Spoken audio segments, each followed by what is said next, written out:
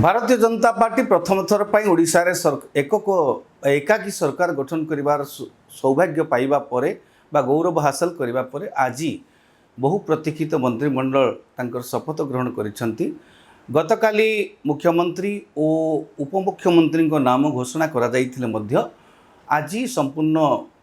जो मंत्री माने आज तांकर कैबिनेट रो सहयोगी एवं राष्ट्रमंत्री स्वाधीन पाया से माने समस्त आज शपथ ग्रहण कर प्रधानमंत्री को उपस्थित रे केंद्र मंत्री विभिन्न राज्य मुख्यमंत्री आज गोटे गांभीर्यपूर्ण परिवेश शपथ ग्रहण होती। वर्तमान भारतीय जनता पार्टी जो मुख्यमंत्री भाव में श्रीजुक्त मोहन माझी को चयन कला ता पछरे गोटे दूरदृष्टि संपन्न निष्पत्ति दलर रही। वर्तमान मोहन माझी ओडिशा रे आदिवासी चेहरा। मोहन माझी होती जड़े आदिवासी नेता युव आदिवासी नेता लगातार भाव में सरपंच रु आसिक साधारण शिक्षकता भी करुवा व्यक्ति आज आसिक मुख्यमंत्री स्तर में पहुँची गोटे वार्ता जाइए साधारण परिवार लोक मुख्यमंत्री बा उपमुख्यमंत्री होबार स्वप्न देखिपारे। हाँ तांको भली तांको बेदाग व्यक्तित्व तांको से भली कौनसी तांको नाम रे कौनसी दाग नाही। तेणु से भली जड़े व्यक्ति को बाछी भारतीय जनता पार्टी गोटे सुंदर वार्ता देती आदिवासी वर्गों को जे आदिवासी वर्गों को गुरुत्व दिए भारतीय जनता पार्टी। पश्चिम ओडिशा रु कनकवर्धन सिंहदेव को उपमुख्यमंत्री पाइया प्रदान कराई। से जड़े सबुठ बड़ कथा है समग्र मंत्रिमंडल रे से एकमात्र माने अभिज्ञ पूर्वतन मंत्री आउ अन्य माने जो माने आज शपथ ग्रहण करिसेंती एटा भिन्न कथा गोटे समस्ते मंत्रिमंडल रे प्रथम थर पर सामिल होती। प्रायतः केबी सिंह को छाड़ीदेले समस्ते प्रायतः मंत्रिमंडल रे नुआ चेहरा एपरिक मुख्यमंत्री से मुख्य सचेतक थिले किंतु मुख्यमंत्री भाव में मंत्री भाव में आगुरी मंत्री भाव में कौन अभिज्ञता नहीं तथापि जड़े युव चेहरा को विश्वास करी भारतीय जनता पार्टी दायित्व देती से भाव में पश्चिम ओडिशा को संतुष्ट करथिबा बेले केबी सिंहदेव को माध्यम केबी सिंहदेव को उपमुख्यमंत्री करी जड़े महिला वर्ग जोटा कि वर्तमान विगत निर्वाचन में जो भोट बैंक महिला वर्ग को गुरुत्व दौची बोली भारतीय जनता पार्टी आउ गोटे वार्ता देवाक चाहिए दल भितर दलर संगठन सहित जे निरवच्छिन्न भाव में कार्य कर चलो विलंबर हेले पुरस्कृत करी किसी वार्ता देकर से तीन प्रमुख जी कि मुख्यमंत्री उपमुख्यमंत्री को चयन करिसेंती। आउ देखिए मंत्रिमंडल जो माने स्थान पाई प्रायतः समस्त नवागत मंत्री केबी सिंहदेव को छाड़ीदेले सबु अंचल को सबु वर्ग को प्रायतः ध्यान देकर से मंत्रिमंडल करिसेंती। जदिओ प्रथम थर पर ओडिशा इतिहास रे छटा मंत्री पद एथर खाली रही।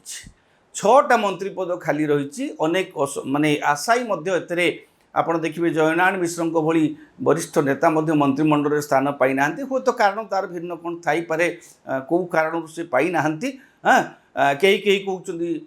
स्वास्थ्यगत कारण किंतु से तो प्रचार कार्य सक्रिय भाव में थे तेणु कौन पर सी भी स्थानित होना से भारतीय जनता पार्टी परवर्ती पर्यायर जो 6टी पदवी फांका अच्छी 6टी पदरे मंत्री आउ नियुक्त होबार अच्छी से संपर्क में परवर्ती संप्रसारण बेले बोध हुए निष्पत्ति नहीं पारती।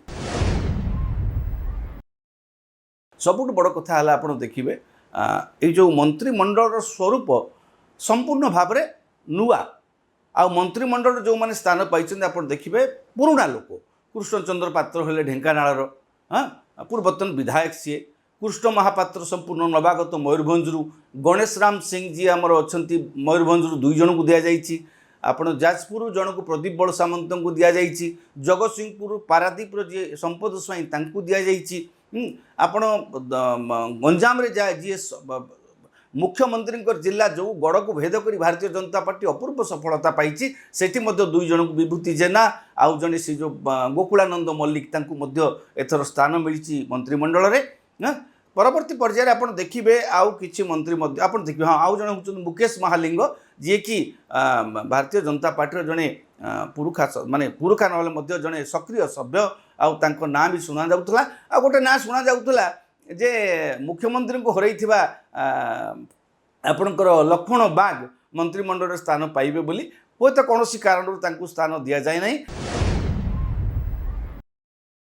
आउ गोटे बड़ कथा आप देखिए जो माने अन्य दलरू ए जाबत निष्पत्ति अनुसार परवर्ती पर्यायर कौन आम कहीपर ना ए जाबत जो माने अन्य दलरू आसिक विधायक होती से मानू ए मंत्रिमंडल प्रथम पर्यायर स्थानित करा जाई नाही। आउ गोटे कथा आप देखिए भुवनेश्वर खोर्धा जिलूर जड़े कहीं भी मंत्री पाई ना, 2 जन विधायक थिले मध्य गणेश जगदेव आज संपूर्ण जमीन पाई जाइछन्ति माने ये जमीन पाइछन्ति एवं आउ जन अच्छा भुवनेश्वर एकाम्रु जी बाबू सिंह तांको ना भी चर्चा होतला, अनेक ना चर्चा होतला। आपण देखिबे मुख्यमंत्री पदवी पाई मध्य जो मानक ना चर्चा होतला से माने केही समस्त को पछरे पकई देकी मोहन माझी हेले। सेमिति मंत्रिमंडल मध्य किए किए मंत्री हेबे जो भली चर्चा होतला से मानक भितर अनेक मध्य एथिरे स्थान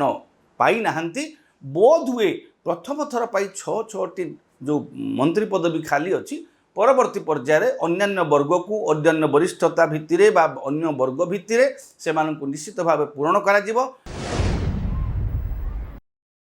समस्ते जेहेतु नवागत से माने आगो को केमिति सरकार को ए दल को ठिकणा ढंगरे, कारण देखंतु भारतीय जनता पार्टी एबे सरकार को आसीबा परे ता सामने बहुत चैलेंजेस अच्छी। दल सामने अनेक देखंतु पाखापाखि विरोधी दल होउछंती 51-14-1, कारण से 51-14-66 जन विरोधी दल अच्छी विरोधी सभ्य एवं बलिष्ठ विरोधी दल रही। तेणु नवागत विधायक माने केमिति सरकार को सेमाने